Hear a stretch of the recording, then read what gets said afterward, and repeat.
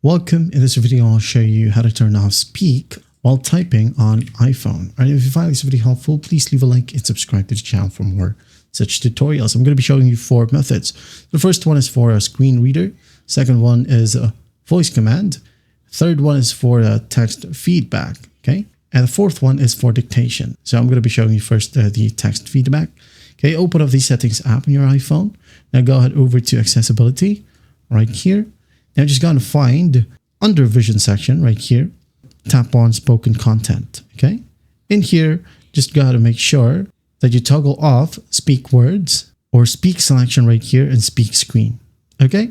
Also, we have here typing feedback. Make sure that you disable speak words. Okay. Auto text as well. So once that's done, the other option is for voice over or the screen reader. Go back right here, accessibility once more, and tap on voice control right here. Okay, just tap on it and just make sure that this one is enabled. Okay, if it says here set up voice control, well, you're good to go. Now we have here the last option is for dictation. So go ahead and go to settings once more right here. Now go to find general. Okay, tap on general. Now go to find keyboard.